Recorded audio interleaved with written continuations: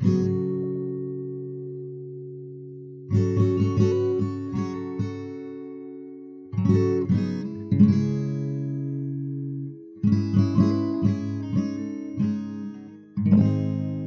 fully intact General Motors EV1 is one of the rarest cars from the late 20th century.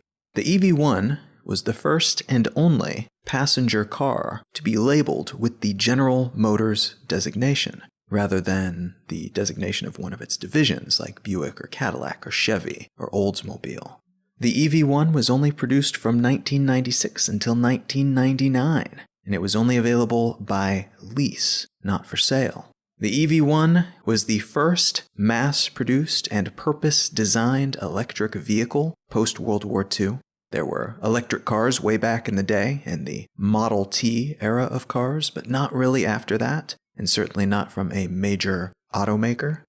The EV1 was produced somewhat under protest. GM decided to build a run of them after a concept car they designed for an auto show in 1990, which was called the Impact, got a lot of favorable attention. And as a result of that attention, the California Air Resource Board, or CARB, mandated that at the time, 7 major automakers that were selling cars in the US had to produce and make available zero-emissions vehicles if they wanted to continue marketing their cars in California.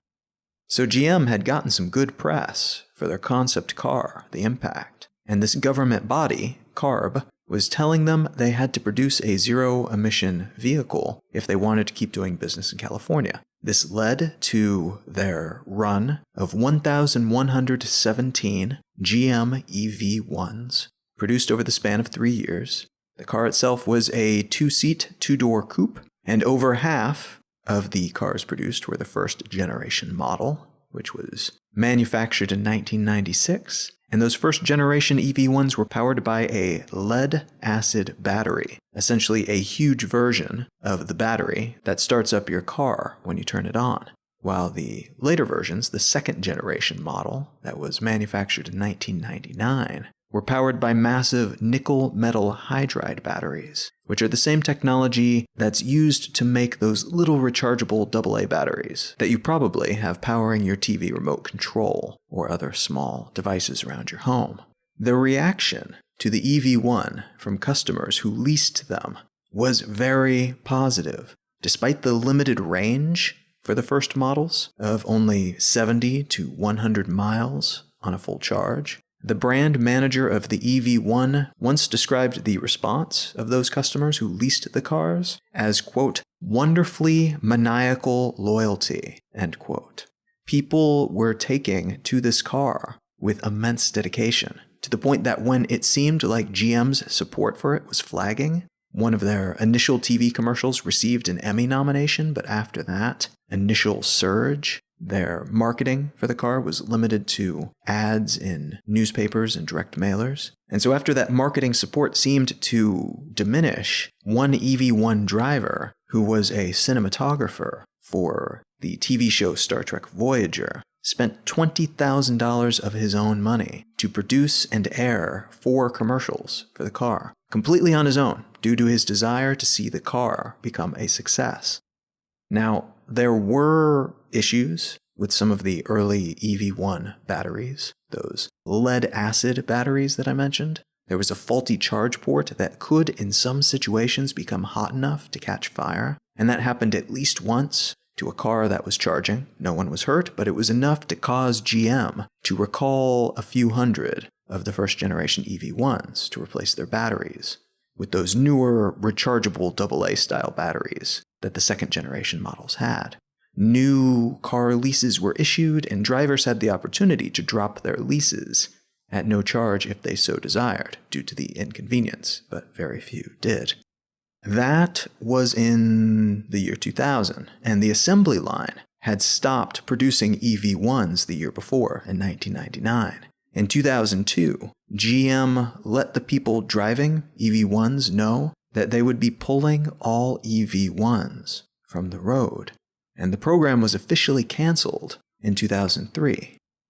GM said that they couldn't sell enough of the EV1 to make the program profitable, and that part of what kept them from continuing to sell these cars were regulations similar to those that forced them to produce the car to begin with. California required that car makers continue to produce parts and infrastructure for all car models for 15 years minimum after they stop producing it, to ensure that car buyers are not left with a car that they cannot fix. And because so many components of the EV1 were new and unique to that model, it simply did not make financial sense for them to scale up production and maintain a replacement stockpile of components when the numbers and infrastructure for the car were just so wobbly and unpredictable.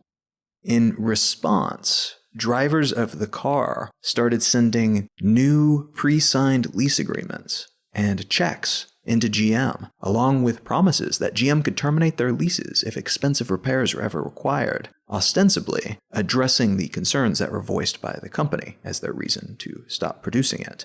GM turned them all down and returned all the checks, and in November of 2003, they began reclaiming the leased cars, and they sent the vast majority of them to be crushed, though about 40 were donated to museums and schools, but all with their electric powertrains deactivated, so that the cars could never again run.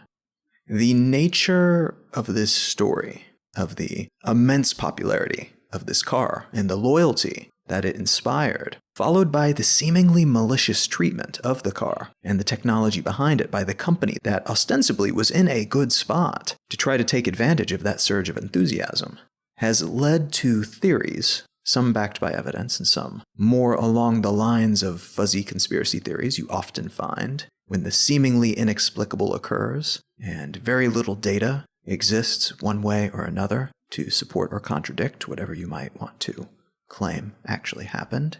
The Occam's razor explanation is that GM did what they had to in order to fulfill a mandate by a government body, and they toyed with the idea of making it a bigger thing, something that might be profitable and good for their image, but eventually decided that the numbers just didn't add up.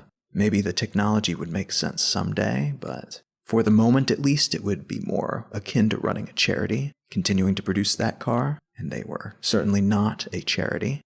The slightly more speculative theory, which is still backed by a decent amount of evidence, is that GM's decision in this matter was heavily influenced by players who flourish within the existing car market, and they feared that a successful electric car could lead to the end of their payday. GM themselves, it's claimed, feared that their very profitable spare parts market might flag if all the cars they're providing parts for are suddenly obsolete, replaced by a completely new type of car and accompanying sets of parts that they would have to develop and that they would have to make new investments to be able to manufacture on scale. But the automobile industry as a whole, it's also claimed, might have played a role here. It's said that they feared that if pressure were successfully applied by CARB in California to force GM to sell a certain number of zero-emission vehicles each year, and everything was hunky-dory as a result of that pressure, and in fact, the new electric car does really well, it could cause other state governments to follow suit, and other countries around the world as well. And from a purely numbers-based perspective, that would truly suck for the auto industry. So they not only pulled their support for the EV1 program, they also sued CARB, and along with all those other automakers, they won. Though GM's win, it should be noted, was predicated on the supposed lack of customer interest in the EV1, an argument that some of their numbers seemed to back, just in terms of pure sales, but those numbers were based only on the sales that they allowed to happen, and some people claim that the actual numbers that mattered were the people who were on the waiting list, who wanted to buy a car but could not. And those waiting lists were fairly extensive, and they might have been even more extensive had GM kept up their pace and the scale of their marketing as they would have for most cars that they put on the market, but which they did not continue to invest in for the EV1. There was a documentary that was released in 2006 called Who Killed the Electric Car, in which it is further claimed, in addition to intentional self-sabotage on General Motors' part, to kill off the EV1 to avoid being forced to produce more electric cars if they accidentally demonstrated a successful electric car brand. There was also pressure being applied by the oil industry and their lobbyists and other similar interests. There is some evidence for this, especially if you look at the broader picture, and oil's past meddling in things like the removal of San Francisco's trolley system. But in my mind, the more concrete, reliable evidence offers up plenty of rationale for GM to have axed the program all by itself, even lacking that larger conspiracy of a bigger group of electric car haters.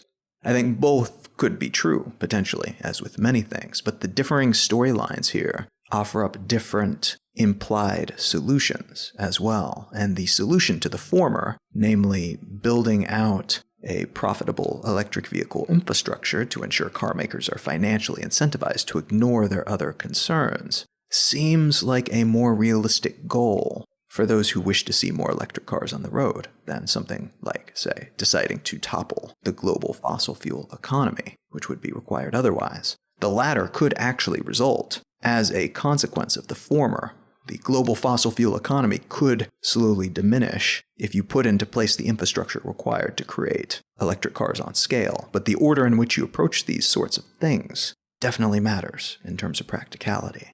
There are many other interesting details to the story of the EV1 that are shared in that documentary, Who Killed the Electric Car, including possible connections to Middle Eastern politics and the purposeful hyping of hydrogen cars to help kill government-mandated zero emissions requirements, and the role of the George W. Bush administration in helping General Motors move on to a next step that was more focused on producing gas-guzzling SUVs and trucks than anything even distantly related to a fuel economy-focused car or an electric car.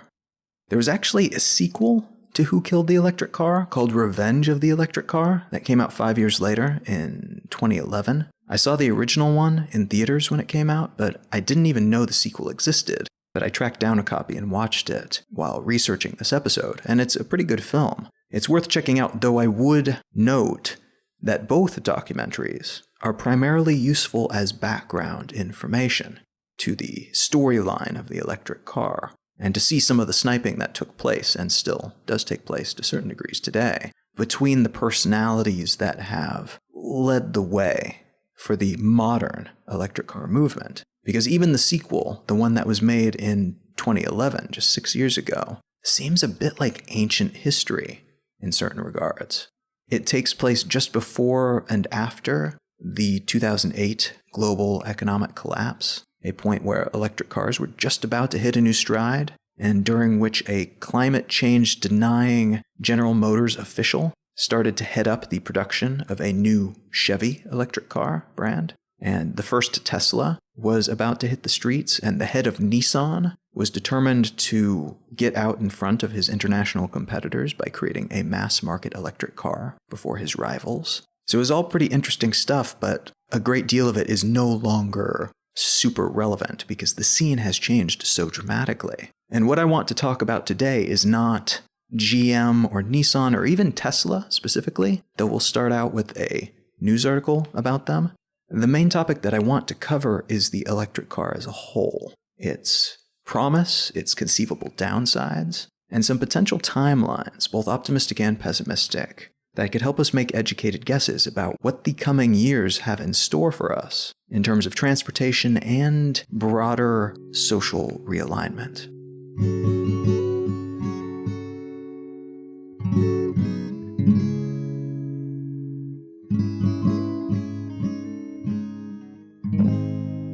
You're listening to Let's Know Things. I'm Colin Wright. Let's Know Things is a listener-supported show. If you are enjoying what you're hearing, there are multiple different ways that you can help support it.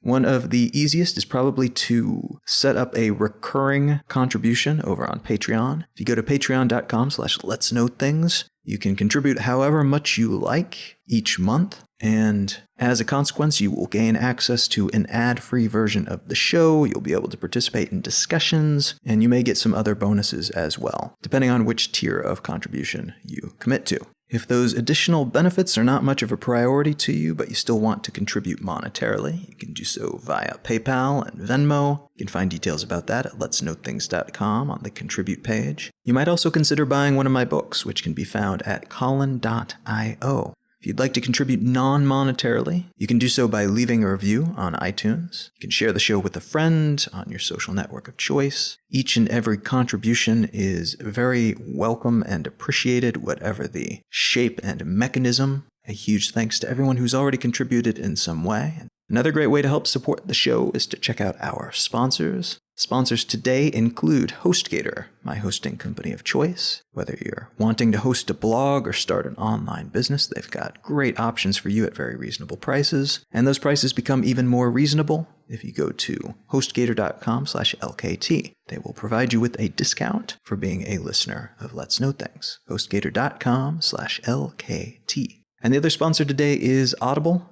I'm a huge fan of audiobooks. You may be as well if you enjoy podcasts. And if you haven't given Audible a shot, they are a massive library of audiobooks. And you can get one of those books for free by trying them out if you go to audibletrial.com/LKT. You'll get a free month of Audible, a free audiobook of your choice from their collection. And if you are currently lacking inspiration as to which book you should spend that credit on, stay tuned till the end of this episode and I will give you a book recommendation.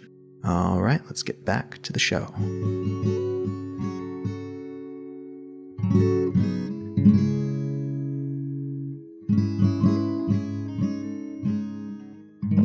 The article I want to start from today comes from the New York Times, and it's entitled, "Tesla Unveils $35,000 Model 3 Sedan." Let's get some basic terminology out of the way first. An electric vehicle is any vehicle, be it a car, truck, bus, train, plane, that uses straight-up electricity to power its motion. So you can pop a battery into an electric car or attach an electric train to a current, and it will go. The method of locomotion will be different in each case. A car will use that electricity to turn wheels. A train might use electricity to generate a magnetic field, which allows it to float along a rail. But in all cases, this type of vehicle uses electricity to move. That electricity is used to create mechanical energy in order to instigate motion.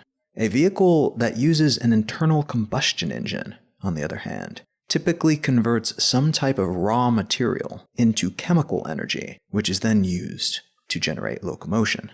In the case of a traditional car that contains what's called a four-stroke engine, this means that the engine uses the fuel that you pump into it to create very rapid, very small explosions over and over and over again. These explosions create gas that, because they're in a very small space, creates a lot more force than you might think, and that force moves a series of pistons, which cycle through a four-step process that involves pushing the piston up, which then brings air and gas into the engine. It then compresses that air and gas and combusts that air and gas and creates tiny but compressed explosions that push the piston back down. And during that part of the process, it also evacuates the exhaust, the waste gas that was created by that explosion. This process converts all that explosion-generated motion into mobility by essentially just turning a thing called a crankshaft or some other similar component, which in turn spins the tires,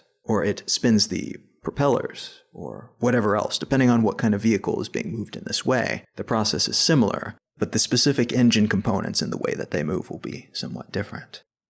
A hybrid vehicle tends to have components of both of these main types of engine, and in some cases simply duplicates both within the same space. Some submarines, for instance, will be powered by diesel engines when they're above the surface of the water, but will switch to electric batteries when they are diving underwater.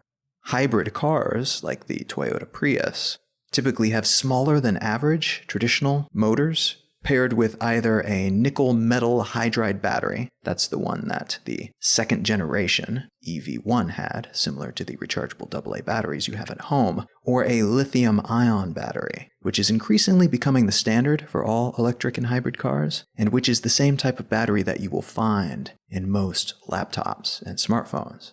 The secret sauce of good hybrid vehicles is the software that tells the car when to switch between the combustion engine and the battery. Generally, the batteries are recharged by pushing down on the brakes, so it does so passively over time, rather than you having to plug the car in at night or at a charging station, though there are hybrid models that can be charged that way as well. But as a consequence of this pairing, in practice, hybrid cars tend to get far better gas mileage than other traditional combustion cars. But they're also very much still just a half measure. They're far better than traditional engine cars in terms of their exhaust output, but they still use gas, and they do not have what I, at least, consider to be the main benefits of a fully electric car, and I will get to those benefits in a few minutes. So why is this specific milestone, the Model 3, for this specific car brand, Tesla, so important that it warrants this type of article to announce its release? Well, first and foremost, electric vehicles in the past handful of years have come to be seen by most players in the industry and in adjacent industries as the future of the automobile industry. There are still people who scoff at this idea, and there are still those who would definitely contest that assertion, and it is still nowhere near a done deal that you could set your watch by. But so many automakers are so heavily invested at this point that if electric cars don't take off and do not goose the car sales numbers in the coming years, that probably doesn't bode very well for car makers in general. So the interests of people who want electric cars to take over and give gas guzzlers the boot for many different reasons, including the environmental reasons, and the interests of the cold calculating capitalists who are simply looking at the numbers and hoping to please their investors and sell a lot of cars, are fairly well aligned on this topic right now, which is something that could not be said even 5 years ago. And an important addendum to that bit of knowledge is Tesla's place in the spectrum of electric vehicle makers. Namely, they are kind of considered to be the gold standard brand that everyone else is watching and chasing. A little bit like Apple is perceived by some within the smartphone market. Fairly or unfairly, Tesla has become synonymous with electric cars, specifically nice, interesting, futuristic feeling electric cars. They've become almost like a mascot for the ambition to push these electric cars into the mainstream. And this position that Tesla occupies is somewhat laughable for many different reasons. Primary among them is that there are already very popular electric cars available from major car manufacturers, and some of these cars are available at a price point that is already below what Tesla has been trying to hit with this new Model 3 that they've just unveiled. The very popular Chevy Volt, as I record this, can be bought brand new for just over $34,000, not counting the additional tax incentives that can bring that down as low as $27,000. By all rights, Chevy and the other major manufacturers who have already brought the electric car into the realm of possibility for the mainstream public, they should probably be getting a lot more props than they are. But because Tesla has been so daring and has told such a great story, they have amazing branding, and because they've operated in a way that aligns a bit better with the moral sensibilities that underpin this specific facet of the industry for so many people, they have come to more or less set the tone. They've become the company to watch. And for many people, a Tesla vehicle is a mental stand-in for electric vehicles as a whole, as a technology. Now, this model, the Model 3 in particular, is special because it is the model that Tesla founder Elon Musk has been talking about, has been promising from the very beginning when he first launched the company. Musk is somewhat unusual within the industries that he straddles, which include the world of solar electric power and space travel through Solar City and SpaceX, respectively. And he's unusual in that he often lays out his grand scheme, or at least his initial grand scheme, early on when he's first getting started. And this is a very Silicon Valley kind of thing to do, and it clashes with the way that traditional car companies like GM operate.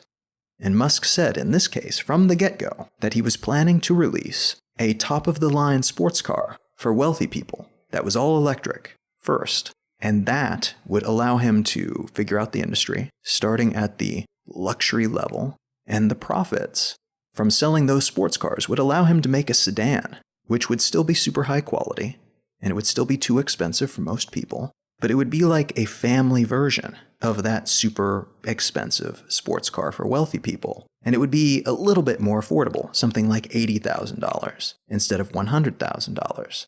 Then he would use those profits from that car to build the car that he actually wants to build, a $35,000 fully electric family car that would compete with all of the other traditional combustion engine cars on the market. It still wouldn't be the cheapest thing in the world, but it would be very high quality, fully electric, and would make use of everything that they'd learned, but also, very importantly, the supply chain and infrastructure and systems and the benefits of scale that they had established with those other cars that they built and sold as a lead-up to the cheaper model. Now, in reality, Tesla also made a crossover SUV, which is an SUV that's built on a full-size car's chassis, in the time between making the sedan and the new Model 3, which is the long-promised $35,000 everyman car that he was talking about from the get-go, which is the topic of this article. And all of these cars released by Tesla at all of these different price points got a whole lot of press. But this specific announcement is for the Model 3, which is why the buildup has been even more hyped than all of the other releases, and which is why it takes on increased importance, being from both a yardstick company that everyone's watching within a burgeoning field, but also being a promised, potentially industry-defining car at a price point that makes it far more attainable and far more mainstream than its predecessors. Now, I think it should be mentioned here that this long-term plan that Musk announced years ago is part of what helped spur some of these other players in the electric car space into action that caused them to do what they're doing today. GM certainly wasn't looking at Tesla back then and saying, oh my God, we'd better get there before them, they're a big threat to us. But that Tesla was getting so much press and promising to supersede the old players in the car space, to beat Detroit from Silicon Valley, was a bit of a shot across the bow. It was a direct challenge. There were numerous other far more vital catalysts that led to all the major car makers in the world suddenly turning their collective attention toward electric vehicles. But one brand-centric consideration that was part of that larger collection of considerations was Tesla entering the fray with a famous face, and a famous billionaire face at that, at its helm. And he had a lot of hot words for the traditional way of doing things in the car industry. And he had a reputation for being pretty ballsy when it comes to anything to which he sets his mind.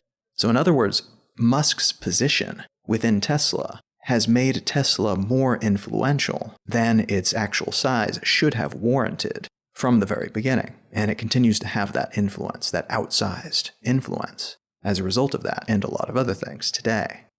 But what about all those non-Tesla considerations?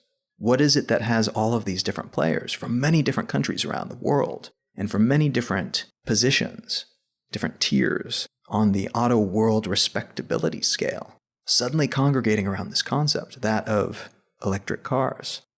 If so much of the technology that was required to make a decent electric car already existed back in the early 2000s, why are we moving toward a meaningful inflection point today rather than a decade ago? Part of the answer to that question is that you tend to build up a lot of momentum when you move in one direction for a very long time. And when you're pulling along with you in that one direction a substantial amount of revenue, infrastructure, raw materials and supply lines, employees, corporate structures, and everything else that goes into operating a major car company, that momentum incentivizes you to keep moving in that same direction for as long as humanly possible. Because changing direction, even just a little bit, will be immensely difficult and costly. You've got a lot of weight behind your every action. You might have to shed some of that weight. You might have to rebuild much of what you've spent decades building. A lot of people might lose their jobs, and a lot of companies might go out of business in the turmoil caused by even the smallest of pivots. There are also interests not directly involved in that headlong rush in a single direction that have a vested interest in keeping you from changing course. The most obvious outside player in this case is the oil industry, which could shrivel up to a fraction of its current size if cars become electrified. But there are also other interests like auto mechanics, who have existing skill sets that will need to be updated or discarded and rebuilt from scratch if they're going to be able to continue to operate as they did before, if anything changes within the auto industry. And let's be honest, if the choice is between having to massively reinvest in new tools and skills and knowledge to adjust to a new automobile industry reality, or simply continuing to earn a living off the assets you already have, the choice is usually pretty simple. You stick with what you've got, and you keep milking it as long as you can. You keep benefiting from past investments that you've already made for as long as possible. That's just common sense. And any change to that disallows them from continuing to benefit from those assets that they've built, is potentially catastrophic, especially if their margins are already thin. But that said, the two main forces that have brought everyone to the table so suddenly, I would argue, are a pair of spirals that are predicted to occur in the very near future, and which some people have argued are already happening today to some degree, and that we are currently in the midst of these spirals, but we don't necessarily realize it yet. And the first of these spirals is shaped by the variables that will be beneficial for electric vehicles, including the economies of scale, which will lower the cost of components that are currently still pricey as they are produced and shipped and purchased in higher qualities. That will get better with time as more electric vehicles, EVs, are sold and on the road. Another similar variable are the perks of improved infrastructure over time, which I'm using in this context as a catch-all term for the cost and efficiency benefits that will come from more refined design, sourcing, production, distribution, sales channel, and customer service systems, and the improved perception of EV ownership, which will come as more people start to own them.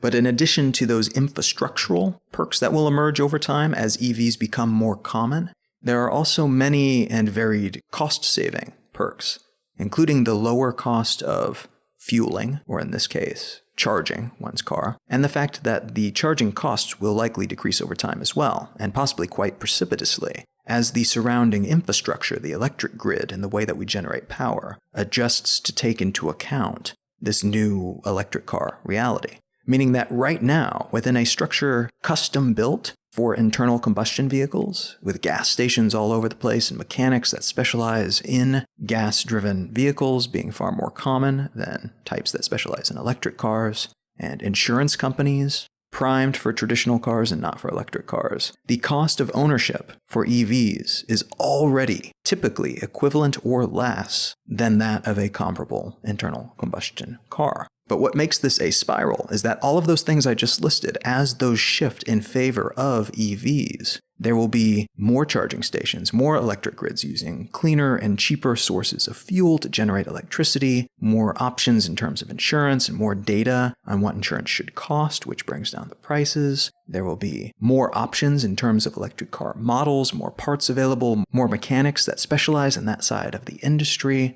And in general, if things go according to estimates, at some point the entire automobile industry will flip, and cars running on the internal combustion engine simply won't be a thing anymore, except as interesting novelties and nostalgia-inducing toys for wealthy people.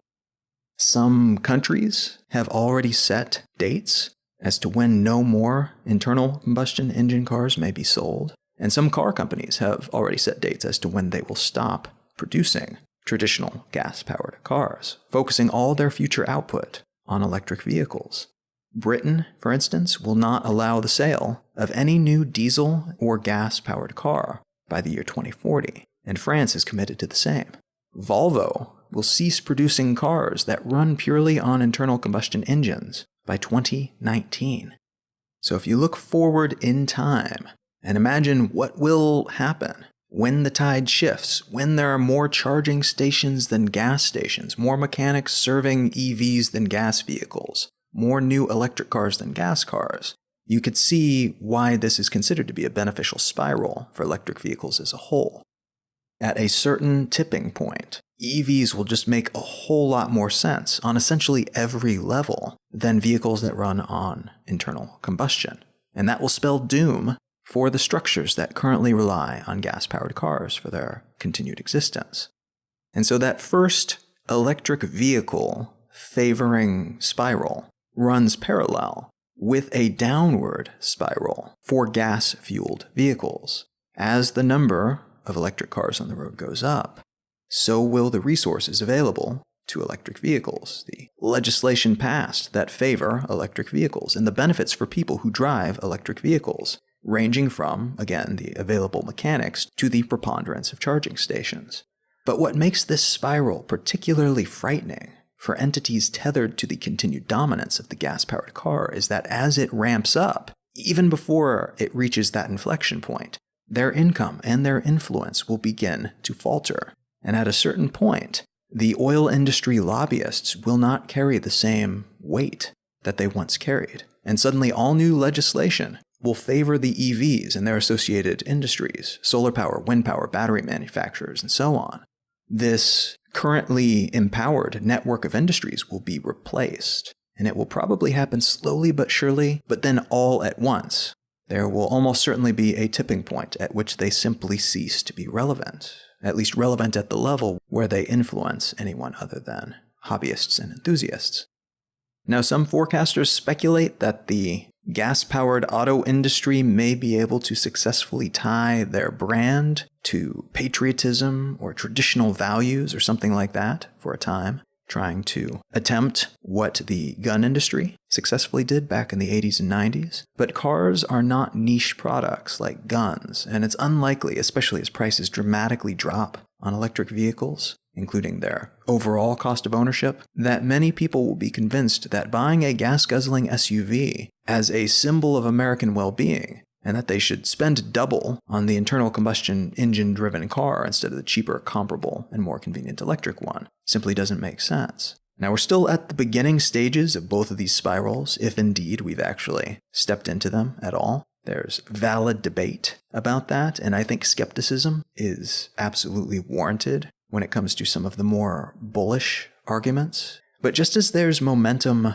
within the traditional car industry to keep moving along the same track as before, there does seem to be a great deal of momentum building for the mainstream adoption of EVs as well. And an increasingly popular truism seems to be that it's not a matter of whether EVs will replace traditional vehicles, but when they will replace them.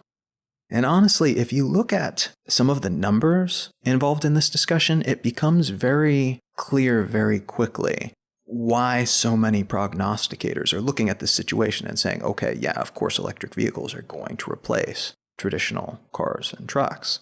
The cost of fuel, which in this case means charging up an electric vehicle's battery, is one such argument in favor of electric vehicle adoption.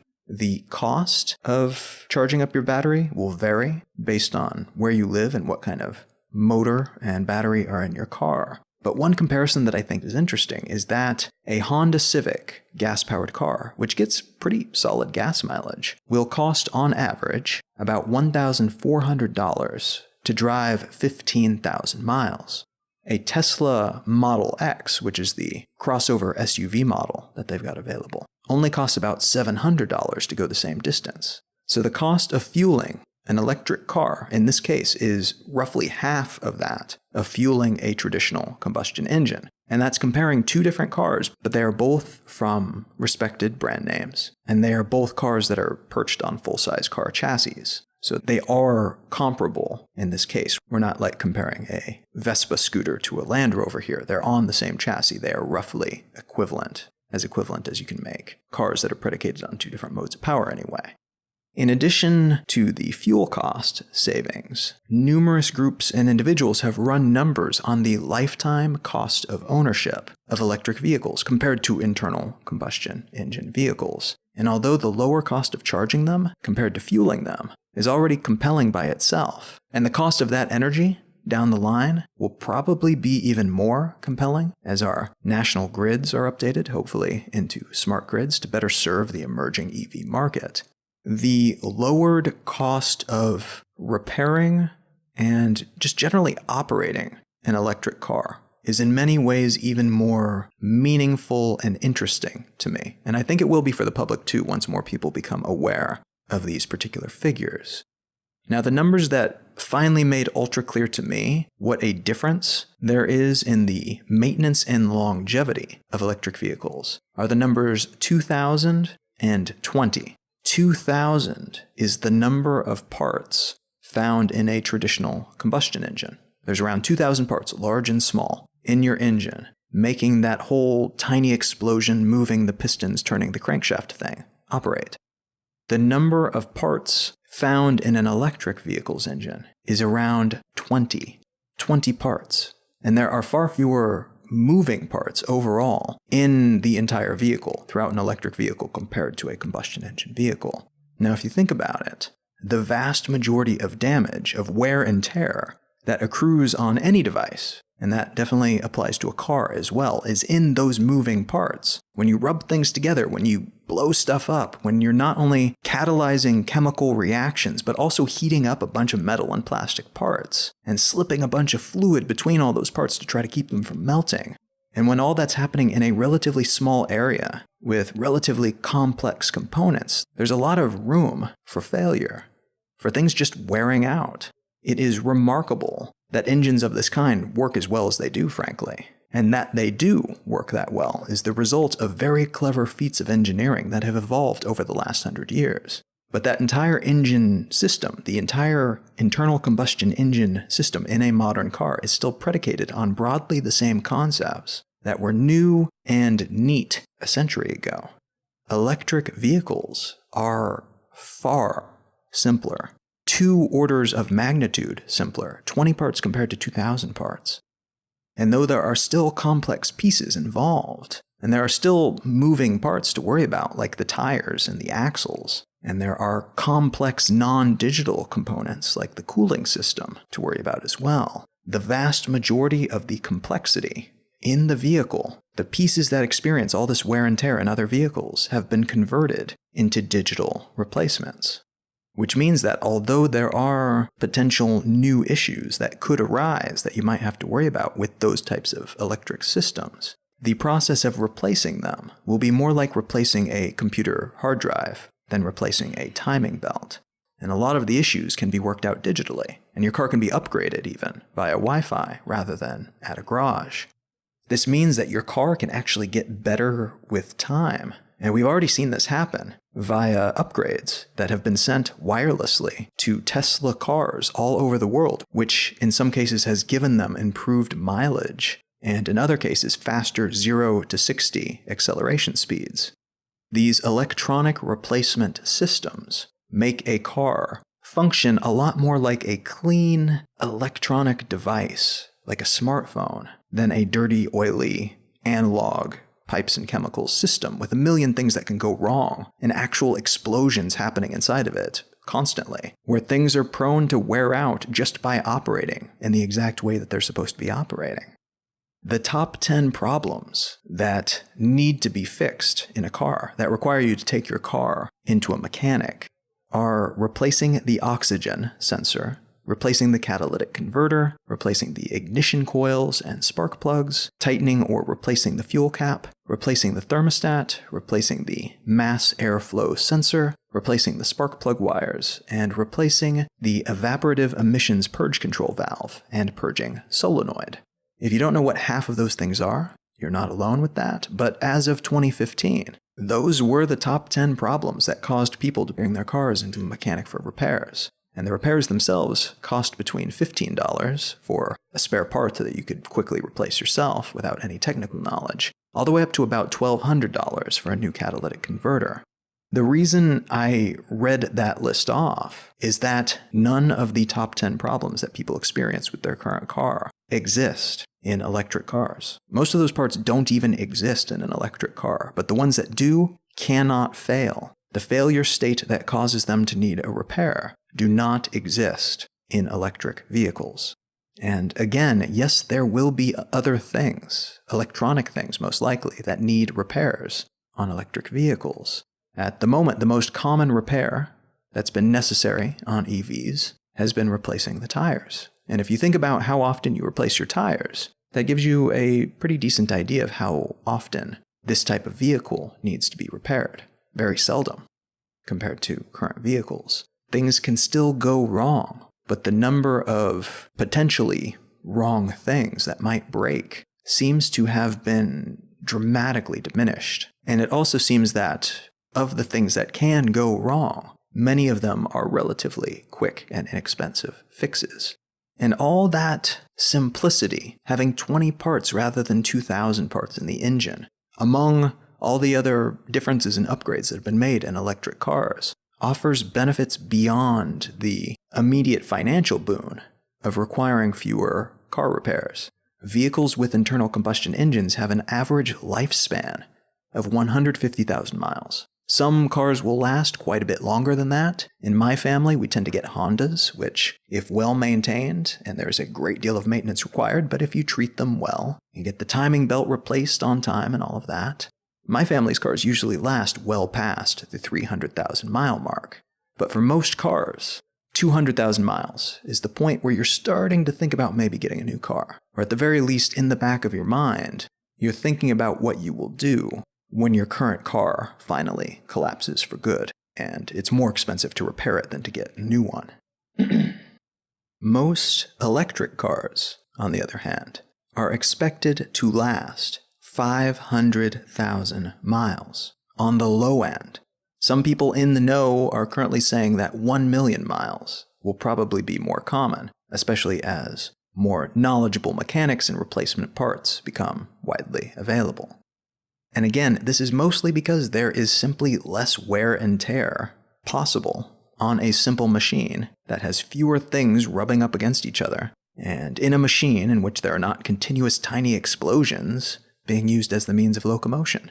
The current price tag of electric cars entering the fray against their gas-powered brethren is still perceived to be high in comparison. I mean, I don't know about you, but I do not have a spare $35,000 to just spend on a whim on a Model 3 Tesla or a Chevy Volt. They're still relatively expensive.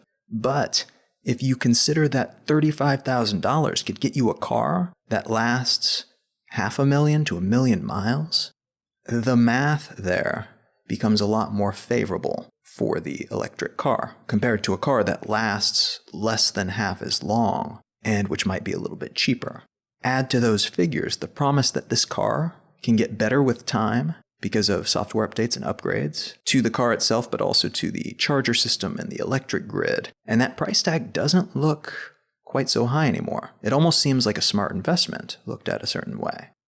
And those savings become even more compelling when you look at them from the perspective of somebody who is managing a fleet of vehicles, especially frequent use vehicles like taxis and buses and delivery trucks. And they get crazily good when you combine them with autonomous driver technologies. Even the simplest of automation technologies, like a bus driving itself in a lane that is only used for that bus along a prescribed path through a city, would result in immense savings for the government or other entity operating that bus, especially if you combine it with electric vehicle technology. And to take that thought even further, think about this. The highest costs of operating taxi services and Ubers right now are the costs of buying the car and the cost of having a driver in that car.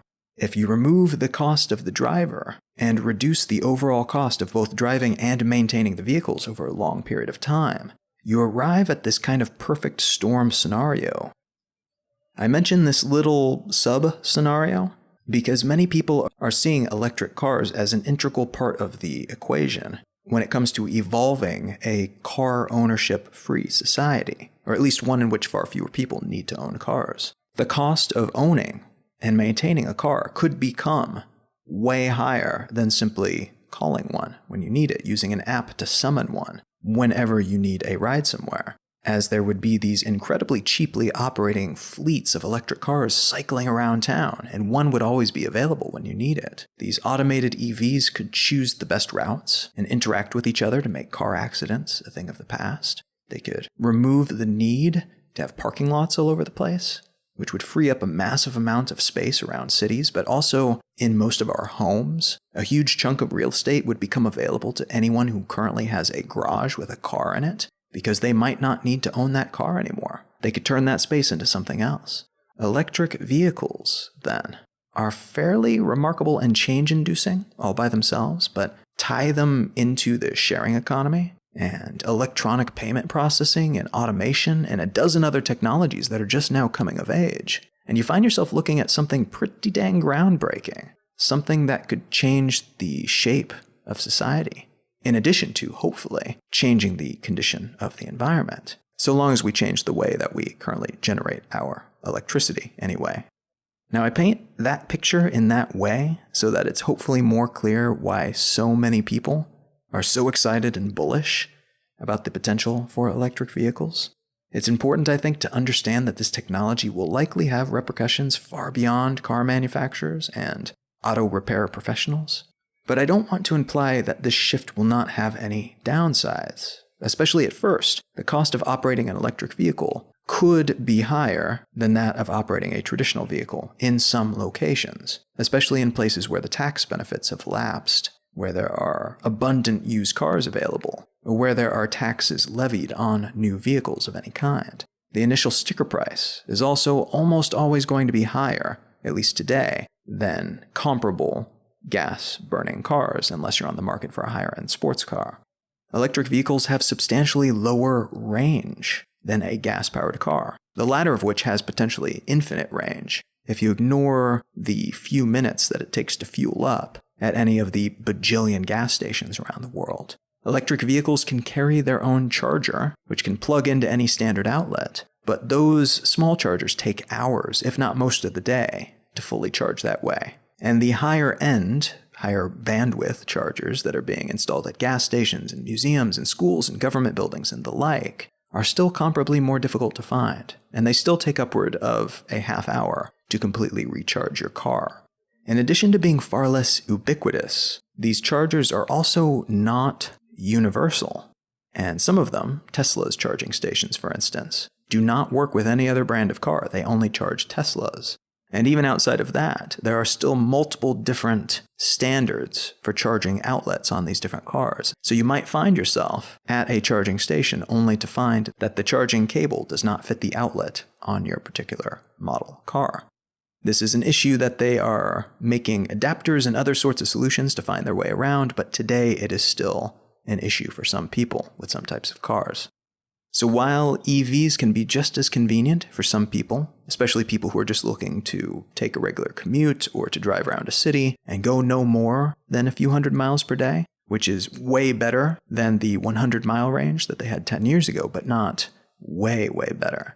That's still a very limited use case compared to the immense flexibility found in gas-powered cars.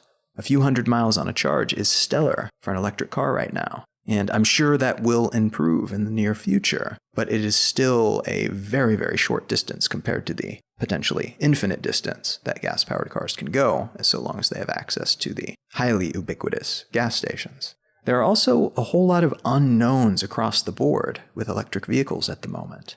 A lot of things are being estimated and tested the best that they can, but you cannot fake 1,000,000 miles of real-world usage, especially not on scale. There's no way to know what problems will emerge in 1 out of 100,000 electric vehicles after each of them have been driven 500,000 miles until you have that many vehicles driving that far over a period of time in a variety of different environments and use cases.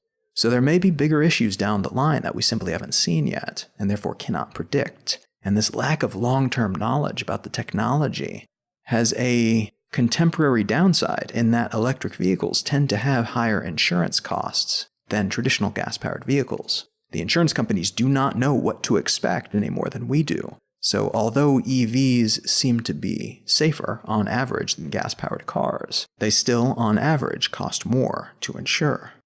And again, perhaps the biggest downside right now is that the modern world as a whole on so many levels was built with the internal combustion engine in mind. And as a consequence, everything from fueling stations to the distance between cities was predicated on the use of internal combustion engine cars. And that means that even things that kind of jive with the current limitations of EVs will probably be just a little bit off. And that's only if it's even remotely close. And this will continue to be the case until and unless things do eventually flip in favor of EVs. So even people who have waited till now to consider an electric car to go with the bigger bulk of the crowd will still suffer from some of the downsides of being an early adopter in this particular field. Those downsides will probably go away with time, but we don't know how long it will take for those spirals I mentioned before to reach their full force. And we also don't know how long it will be before the EVs are the dominant vehicles, pushing those downsides onto gas-powered cars instead. So that's some speculation about what might be in store. That's the forward-looking context. But how do things look right now? What kind of runway are we currently on, leading to those potential futures? Well, as of the day I'm recording this, there are 33 highway-capable fully electric cars on the market, meaning cars that are capable of going 65 miles per hour, or 105 kilometers per hour. And these cars are made around the world by companies in China to Canada to Croatia. That number increases by 10 when you add into the mix the so-called city speed cars, which are capable of going 62 miles per hour, which is 100 kilometers per hour or less.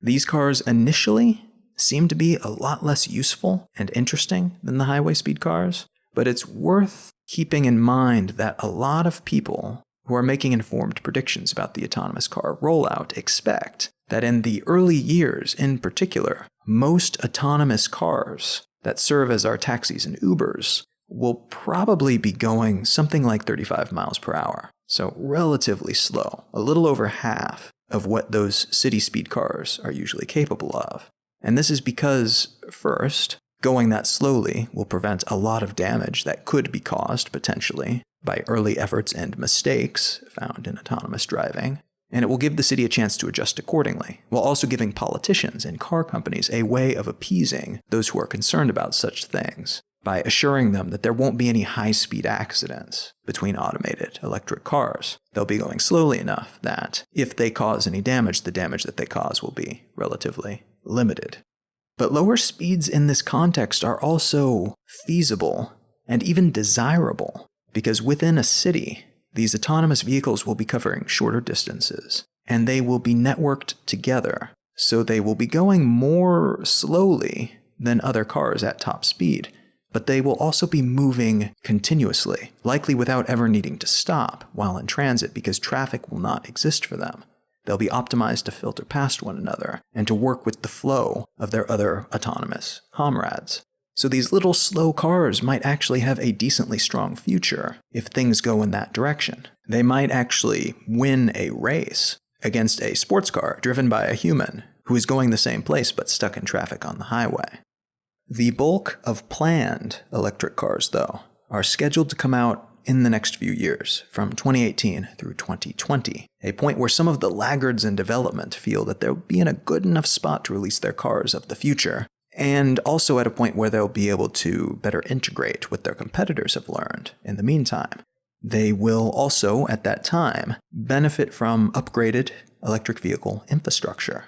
So while there are only a few dozen EVs on the market today, that number is expected to quadruple, at least by 2020. Many car manufacturers have already released timelines for their standard sedan and coupe electric vehicle models, but there are also some really interesting deviations from the norm on the horizon, like the Chinese Tesla competitor, CHJ Automotive's plan to release an ultra-compact electric car that will sell for only 7,000 euros, or just about $8,000 US. So while some of these cars will be almost boring and almost indistinguishable from traditional cars from the outside at least, we should see some interesting new takes on the concept of a car as well. The global electric car market is increasing in size year over year, though it was a slow start, beginning with 2005, when there were approximately 1,700 all-electric cars on the road worldwide. The number was about 6,000 in 2009. Starting in 2010, though, when the Chevy Volt and Nissan Leaf hit the market, that number increased nearly tenfold, with 50,000 new sales of electric cars in 2011, and then 125,000 sales in 2012, and then 213,000 sales in 2013. Over 315,000 electric vehicles were sold in 2014, 565,000 in 2015, and about 775,000 electric vehicles were sold worldwide in 2016. Now that is fantastic growth for a market that was incredibly tiny just a short time ago. But to put those numbers back in perspective, the EV market still only makes up 0.15% of the 1.4 billion vehicles on the road worldwide as of 2016. Notably, new sales of electric vehicles are higher than that as a percentage of the whole. They come in at 0.86%, almost a full percentage point, which is better, but there is still some room to grow here, I think it's fair to say. Electric vehicles only make up less than 1%, less than 1 out of every 100 motor vehicle sales in the world each year. Now, those numbers are, of course, substantially different place to place if you break them down on a country-by-country basis. Norway has the highest electric vehicle market penetration in the world, and nearly a third, 29.1%, of their new vehicles are electric vehicles as of 2016. And that same year, a full 5% of all vehicles on the road in Norway were electric vehicles. But in terms of numbers rather than percentage, China is currently leading with about 645,000 highway-capable electric vehicles having been sold in the country as of December 2016. And the US is in second place with a cumulative EV sales total of over 570,000, also as of December 2016. Electric car markets in both places and in the European Union, which collectively has about 100,000 more EV sales than the US, are even higher, as much as 50% higher when you include the heavy-duty EV segment, which includes sales of things like electric buses and garbage trucks, alongside consumer vehicles on the consumer market. So most of the numbers I just gave you are the consumer market numbers. If you increase those numbers by about 50%, you have a better idea of what the total EV market looks like when you include things like buses and trucks. Now, a key component of the current EV consumer market are the tax incentives that many governments provide, which range in size depending on where you live, but which can be fairly substantial, as much as $7,500 in the US, which is given as a tax credit. So you only save the full amount if you would have otherwise had to pay that much in taxes in a single year. If your taxes the year that you buy the car are only $5,000, you don't have to pay that $5,000, but you do not get the other $2,500 that you could have saved if your taxes were higher. $7,500 is the maximum amount that you can save off your taxes that year. The credit is smaller if the car's battery is smaller, and such credits are no longer available after a particular car maker sells 200,000 qualified vehicles.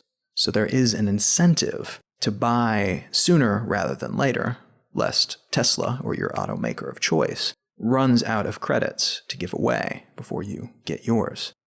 There are other incentives that are non-monetary. Some museums and other buildings, for instance, offer prime parking spots for electric vehicles. And in some states, you can use the carpool lane if you have a qualifying low-emission vehicle. But there is also pushback against the growing popularity of these vehicles, especially from those whose interests are put at risk by the burgeoning EV industry.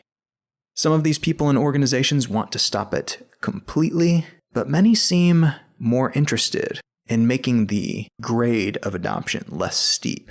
so they have more time to adjust their investments and prepare for the new reality that they can see coming. Many large oil interests, like Saudi Arabia, have already begun making huge investments in clean energy, while still publicly being somewhat bullish on fossil fuels. There are going to be a lot of groups like that, I think, who say one thing publicly to keep the money rolling in for their existing assets and investments, while they do something completely different on the back end to make sure that they are early investors in what they see as the next step and experience less competition as they do.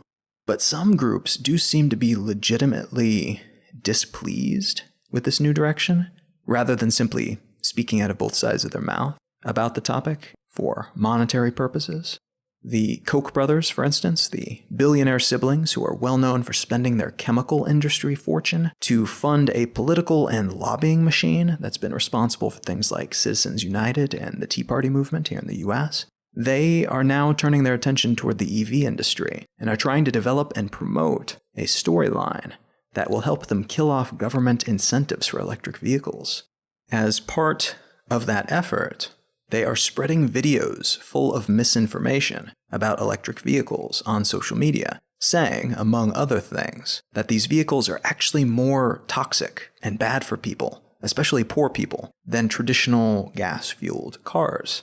Now, most of what has been said in these ads has also been thoroughly debunked, but they do raise one very good point, I think, if perhaps unintentionally. And the point that they raise is this. Right now, the electric car movement is the playground of the wealthy. Very soon it will be the playground of the middle class if all goes according to plan. This shift won't be a total success, though, until and unless it can also be spread to the lower economic rungs of society. Now, this is something that I believe is on the agenda of some of the players in this space, and Musk's efforts to start expensive and allow the profits from those higher-end cars to fund incrementally lower-end cars is heartening. That's ideally how it should work in untested industries where no one is going to just step in with infinite dollars and fund a cheap electric car for no reason. You have to build a sustainable financial and infrastructural base, and when the components are still too expensive to sell cheaply, that is a great way to do it. But there is some concern that insufficient incentive to lower the prices beyond the, let's say, $25,000 mark exists right now. And yes, I know a lot of new gas cars today don't fall below that point either, and a lot of the lower-end market today is in used cars. But especially because electric cars are predicted to be capable of lasting so much longer, I wonder what the used car market for them will even look like. How long will it be? How many years before today's $35,000 electric car reaches the used car market at, let's say, $10,000?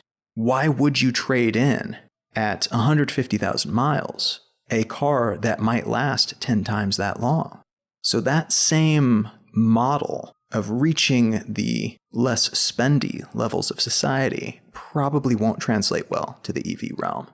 Now, the really cool thing about this confluence of technologies to me is that it is so simple relative to other comparable technologies.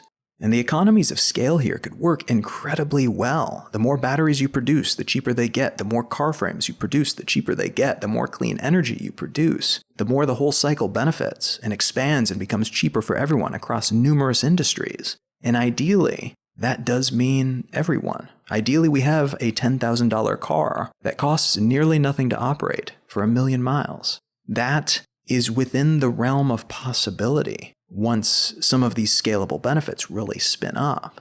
But there is an incentive, with the way things currently operate, to keep this technology relegated to the higher end, to goose profits in the car world for a while, profits that have been under near constant threat due to things like economic downturns in the used car industry and the younger generation's lessened interest in owning a car, or perhaps their economic realities that keep them from even considering the possibility of owning one.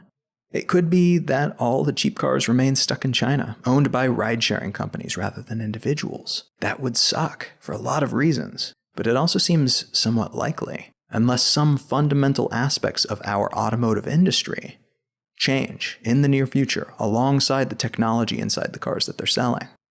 Of course, that said, It could be that by the time such cars made their way to US markets, people wouldn't even care because ride-sharing would be so widespread and cheap that buying a car, owning a car, upkeeping a car, storing a car would just seem totally financially cumbersome and ridiculous. So my concerns here might not be warranted for several different reasons.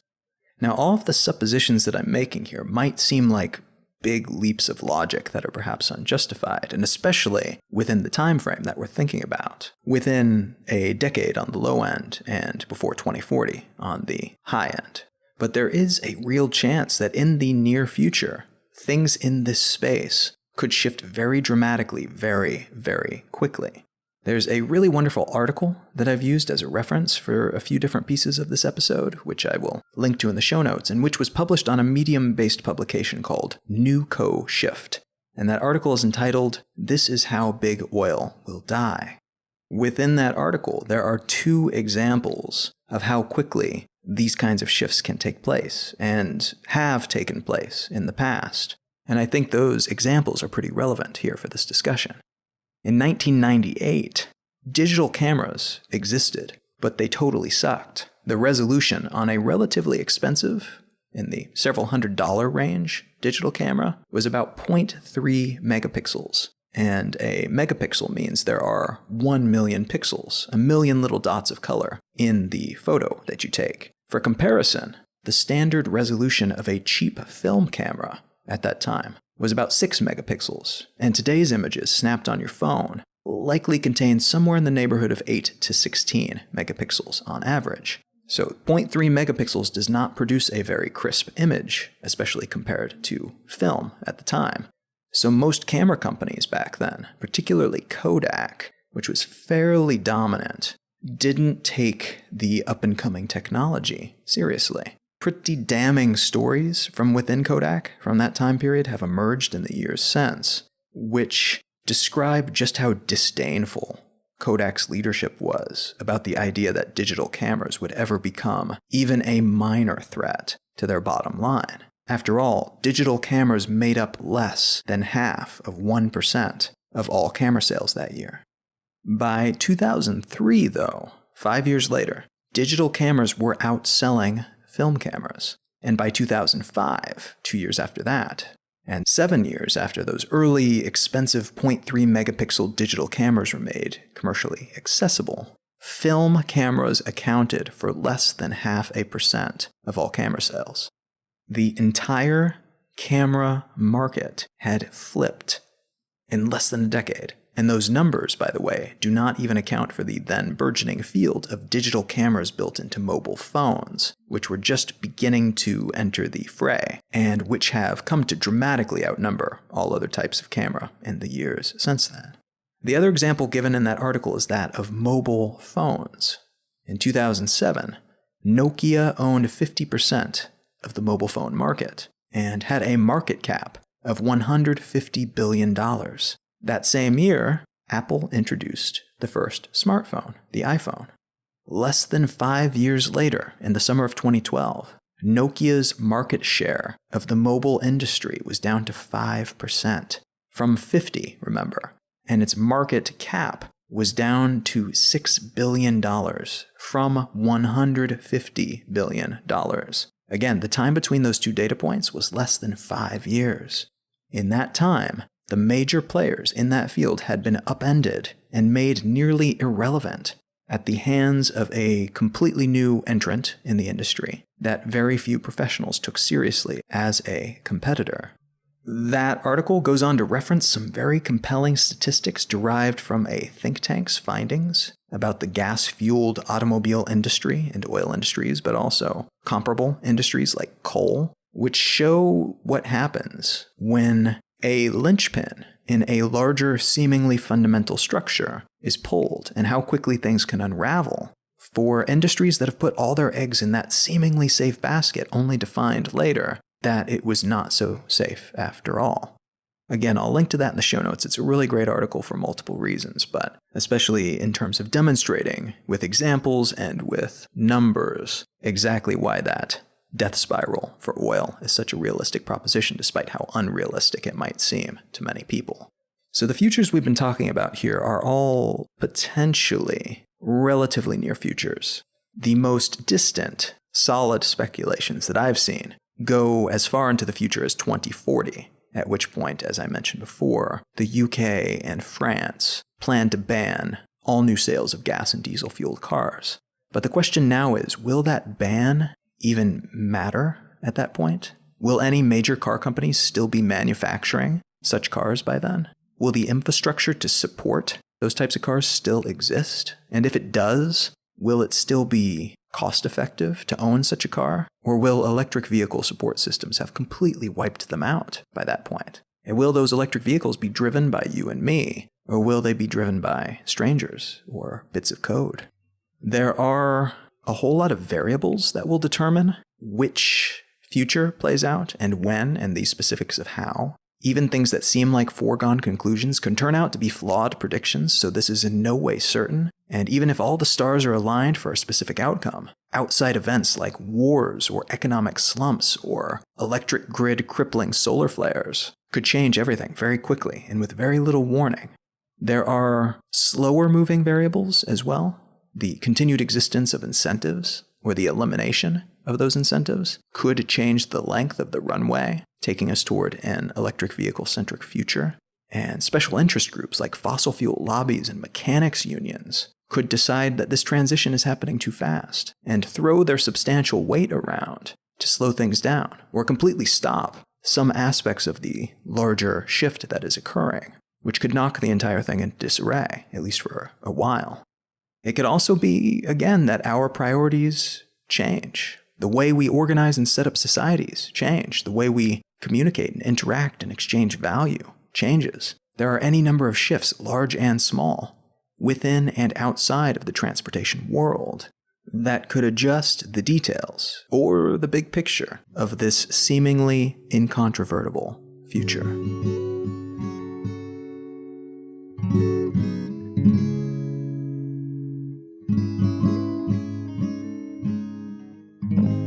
If you are enjoying this podcast, consider becoming a patron at patreon.com/letsknowthings.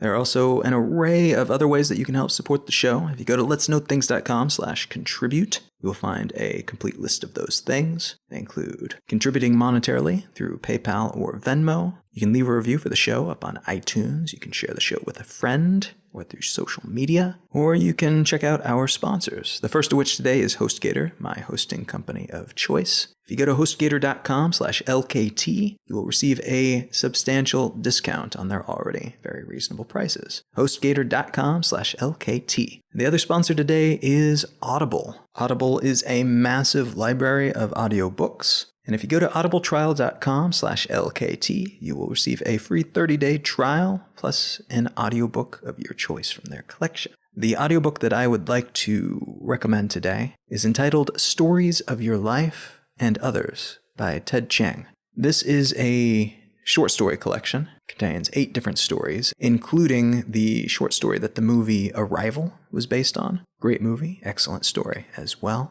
But my favorite story in this novelette is actually one that I read online many, many years ago and which was later republished in this book, which was just fantastic for me because I had forgotten the name of it and who it was by. But the story is entitled Understand, and it's about a man who suffers a brain injury and who's given an injection that's meant to repair his brain, and the injection instead makes him super intelligent, and subsequent injections make him even more beyond human super intelligent. And this conceit is not a new one, this isn't a new concept, but the way that it's approached in this story is so realistic. It makes other instances in fiction where people get super smart, for whatever reason, seem kind of silly in comparison. He's not just a smart, normal person in this story. His concerns change. His way of looking at the world changes. His methods of solving problems and thinking about personal problems change.